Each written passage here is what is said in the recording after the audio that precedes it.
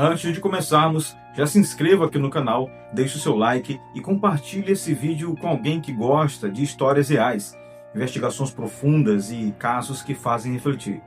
Isso ajuda muito aqui o canal a continuar trazendo conteúdos de qualidade como esse.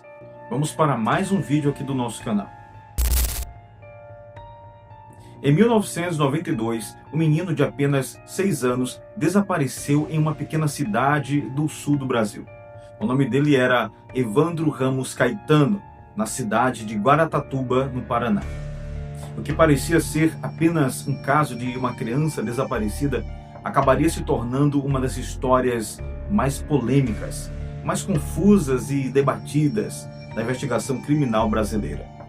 Uma história marcada por confissões contestadas, denúncias de tortura, teorias assustadoras, acusações de rituais até e reviravoltas judiciais que até hoje dividem opiniões.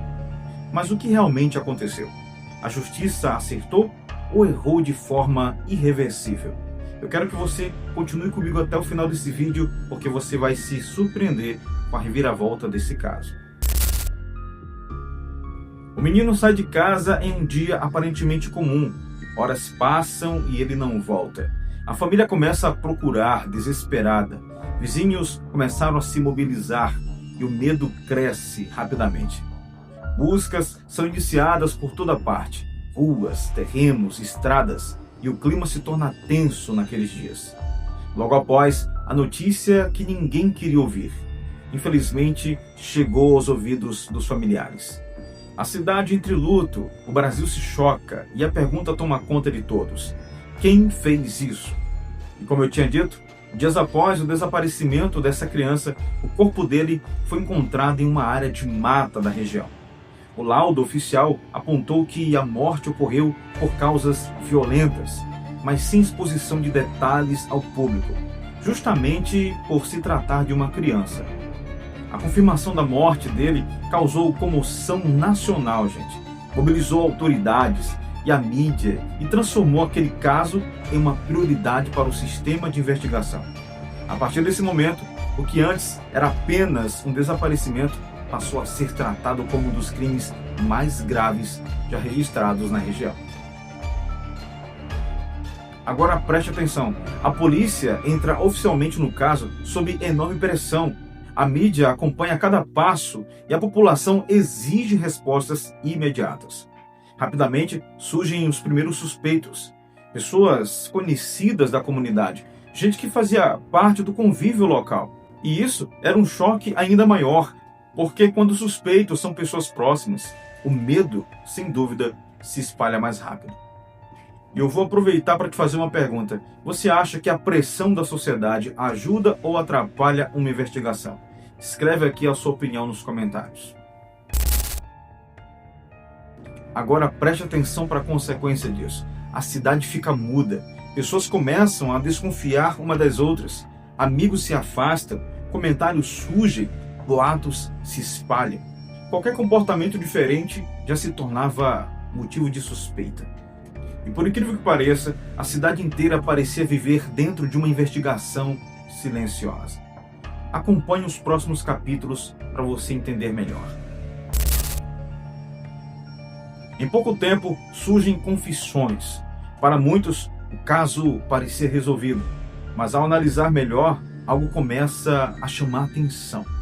As versões começam a variar, detalhes começam a se contradizerem, algumas informações simplesmente não batiam com os laudos técnicos divulgados posteriormente. Então surge a primeira grande dúvida: essas confissões eram genuínas ou havia algo por trás?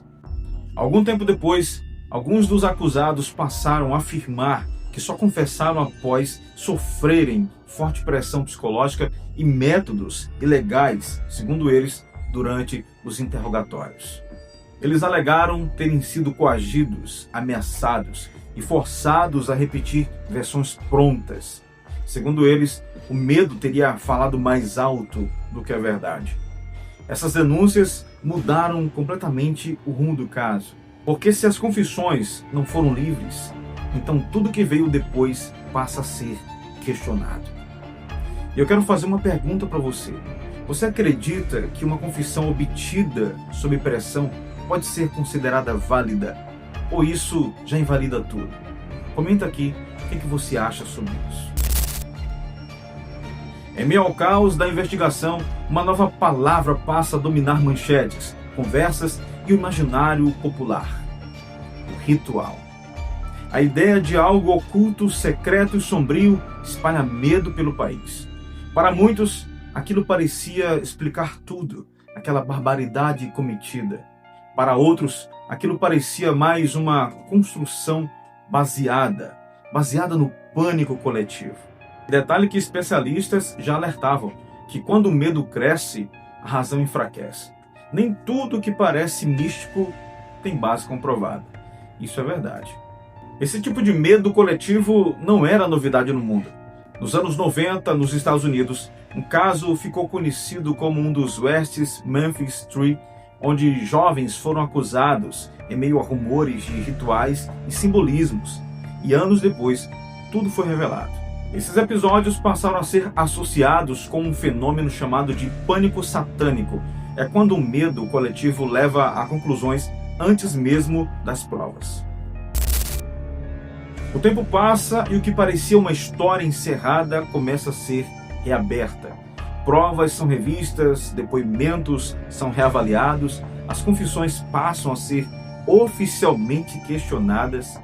E a pergunta agora não era mais apenas quem fez, mas é acrescentada mais uma pergunta: a investigação de fato seguiu o caminho certo? Para alguns, a justiça foi feita, para outros, a justiça falhou feio. Famílias foram destruídas, vidas foram marcadas. E até hoje esse caso divide opiniões, especialistas, juristas e a população.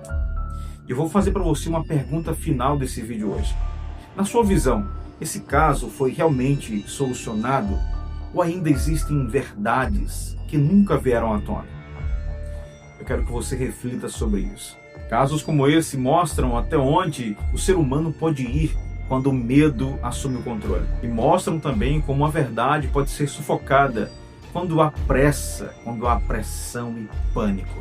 Mas também nos lembram quanto precisamos de algo maior do que nós mesmos para que nós não nos percamos em meio ao caos. Jesus ensinou que a verdade, ela liberta.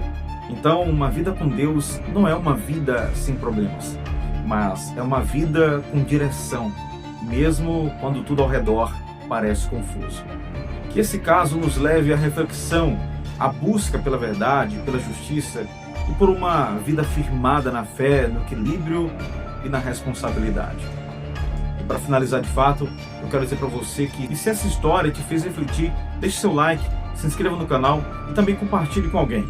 Aqui nós falamos sobre casos reais, investigações, mistérios, reflexões que apontam para um caminho mais seguro, e seguro com Deus. Não se esqueça disso. Nenhum dos condenados originais do caso Evandro está preso atualmente.